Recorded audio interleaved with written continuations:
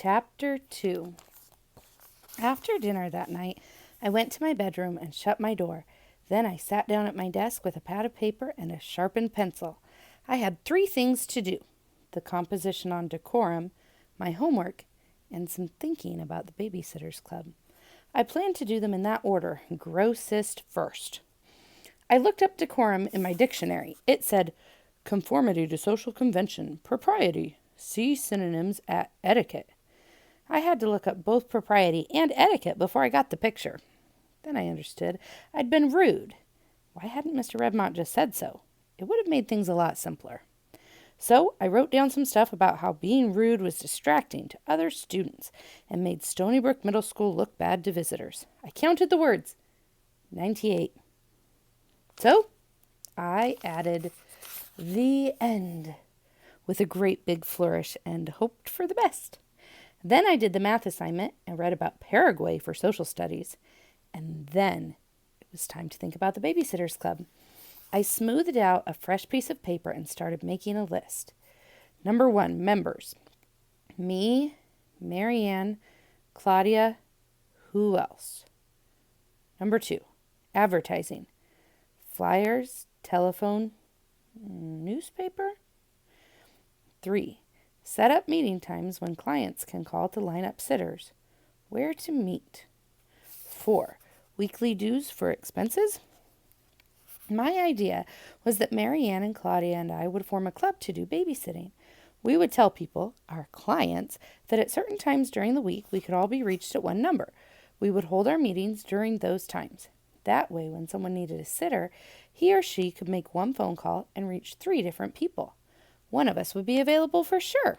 Of course, people could call us individually at other times, but the beauty of the meetings would be the opportunity to reach several babysitters at once.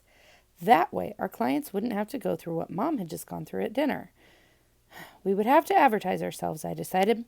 I was hoping Claudia would help us make up some flyers to stick in the mailboxes in our neighborhood. She'd be able to draw something really cute on our ads. I looked at my watch. It was 8:45, 15 more minutes before I was supposed to signal Marianne. I was getting edgy. I had such a terrific idea, and I couldn't even pick up the phone like a normal human being to tell Marianne about it. Mr. Spire would just tell me I could see Marianne in school tomorrow. I sighed. Mom knocked on my door. I knew it was Mom, because none of my brothers ever bothers to knock. They just barge in. Come in, I called. Hi, sweetie, said Mom. She closed the door behind her and sat on the edge of my bed. How was school?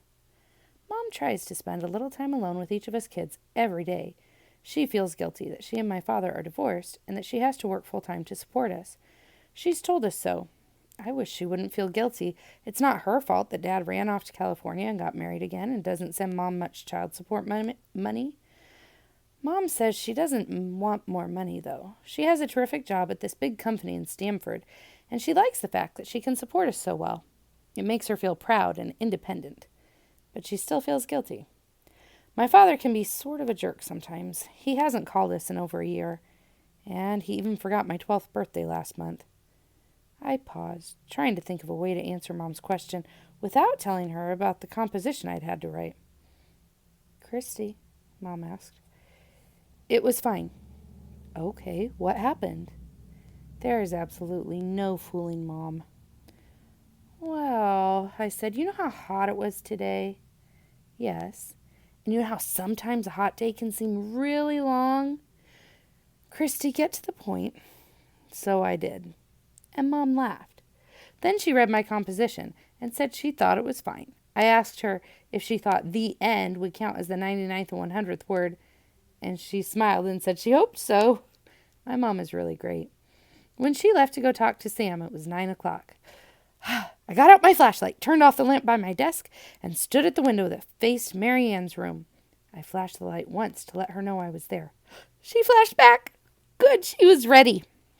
Then I flashed out this message. It took forever. Have great idea for Babysitters Club. Must talk. Important. Can't wait. We can get lots of jobs. There was a pause. Then Mary Ann flashed, "What?"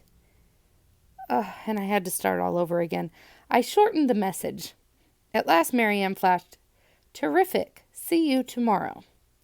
And we put the flashlights away. Mary Ann hasn't been caught once, and we plan to keep it that way. I was just closing the drawer where I hide my flashlight when Mom knocked again. "Come in," I said curiously, turning the light on. Mom doesn't usually come back for a second chat. On the other hand, I don't usually keep my door closed for so long. This time, Mom sat at my desk, and I sat on the bed. "I just wanted to let you know," she said, "that I'm going out with Watson on Saturday night. I forgot to tell you before." Ugh, I groaned. Mom has been seeing this guy, Watson, off and on for about 4 months. She likes him a lot, but I don't like him much at all. He's divorced from his wife and has 2 little kids. Plus, he's getting bald. "I'm not asking for your permission, Christy," Mom said. "I just want you to be able to plan on my being out Saturday. Charlie's got a date, but Sam will be home." I nodded. "I wish you could be a little more open-minded about Watson," said Mom. "I can't make you like him, but you haven't given him much of a chance." The truth is, I haven't given any of the men Mom has dated a chance.